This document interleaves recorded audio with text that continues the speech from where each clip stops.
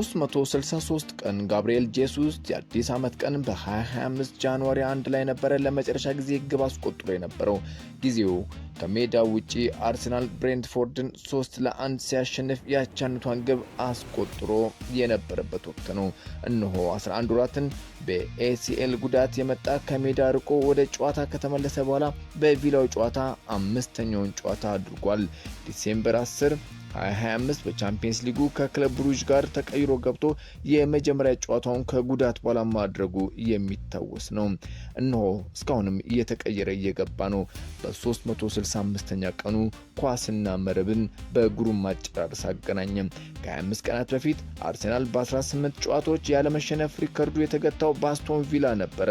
ቪላ 2-1 በሜዳው ድል አድርጎ እንደነበር ይታወሳል።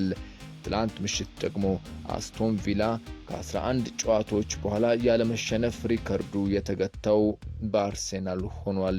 ብድር በምድር ይሏል እንዲህ ነው። ይኸው አንድ ወር ሳይሞላው በ19ኛ ሳምንት የፕሪሚየር ሊጉ ጨዋታ ዳግም ተገናኝተው አርሰናል 4-1 ድል አድርጓል። አርሰናል ማሸነፉን ተከትሎ በ2026 አዲስ ዓመትን በመሪነት መጨረሱን አረጋግጧል። አርሰናል የዘንድሮውን ጨምሮ ለ7ኛ ጊዜ በአዲስ ዓመት አንደኛ ደረጃን ይዞ አጠናቋል። ይሁንና በአዲስ ዓመት መባቻ አንደኛ ሆኖ በመራባቸው ጊዜያት ዋንጫ ያሳካው በ2001-2002 የካላንደር ዓመት ላይ ብቻ ነበር።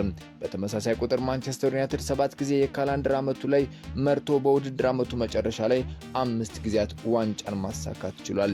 የዘንድሮ አርሰናል በየቦታው ብቁ የሆኑ ተጫዋቾች ስላሉት ምናልባትም ዘንድሮ ሊያሳካው እንደሚችል ይገመታል። ቡድኑ ከፊትና ከኋላ መስመር አሉኝ የሚላቸውን የተጎዱ ተጫዋቾች አሁን በአብዛኛው አግኝቷል። ጋብሪኤል ማጋሌሽ በቋሚነት ወደ ሜዳ መመለስ ብቻም ሳይሆን ግብም አስቆጥሯል።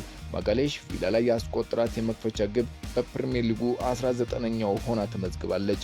አሁን በክለቡ የተከላካይ ተጫዋቾች ከነበሩ የሚበለጠው አሁን ላይ የፈረንሳዩ ሎረንት ስፖርቲንግ ዳይሬክተር በሆነው በላውረንት ኮሽሌኒ ብቻ ነው።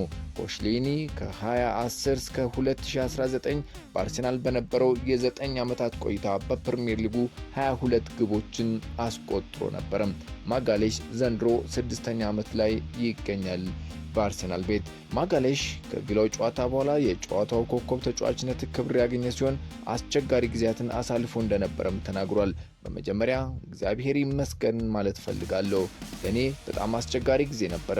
ሁሉ ጊዜም ቡድኔን መርዳት ፈልጋለሁ። ይሄው አሁን በመመለሴ እጅግ በጣም ደስተኛ ነኝ። እንደሚመስለኝ ዛሬ ለሁላችንም ድንቅ ቀን ነበረ። በጋራ እንዴት እንደሰራን ያየነው ነው። ይህንኑ ይዘን መዝለቅ አለብን ብሏል ጋብሪኤል ማጋሌሽ። ጋብሪኤል ጄሱስ ስለ ደስታ አገላለጹም እንደዚሁ አስተያየቱን ሰጠ። ሌላኛው ብራዚላዊ ይህንን ቲሸርት ስለብስ ለምን እንደሆነ ግልጽ ነው። እግዚአብሔር ከመጀመሪያው ጀምሮ ህይወቴን ጠብቋል። ስወለድ እንዴት እንደሆነ የማውቀው ነገር የለም። እጅግ ፈታኝ በሆነው የህይወት አጋጣሚዎቼ ያወቅኩት ነገር ግን ከእግዚአብሔር ውጪ ምንም ነን። ስለዚህ ስሙን ማክበር እፈልጋለሁ ሲል አስተያየቱን ሰጥቷል።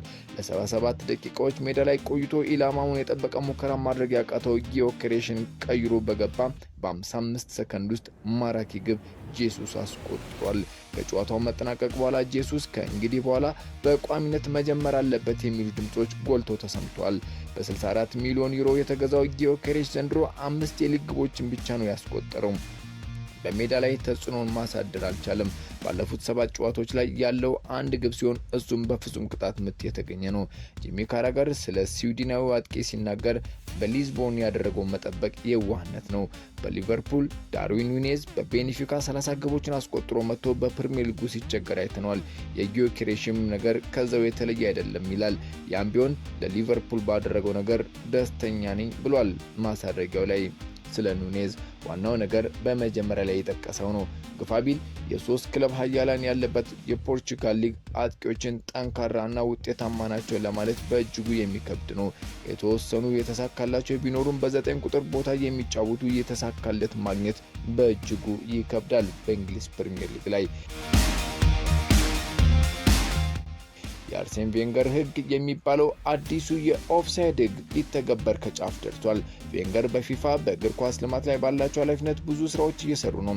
ኦፍሳይድ አሁን ላይ በኢንች እየተለካ ጭምር ከጨዋታ ውጪ ውሳኔ እየተወሰነ ሲሆን በበርካቶች ትችት እያስተናገደ ነው። የቬንገር ሕግ ኦፍሳይድ ለማለት ተጫዋቹ ሙሉ ለሙሉ ከተከላካዩ አልፎ መገኘት አለበት። በ2026-2027 የውድድር ዓመት ጀምሮ ተግባራዊ መሆን እንደሚጀምር ከፊፋ አካባቢ የወጡ መረጃዎች አመላክተዋል። የዛሬው የሃፍ ታይም ስፖርት ዝግጅታችን በዚሁ ተገባዷል። ስዩም ፍቃዱ አብራችሁ ነበርኩኝ። ሰላም።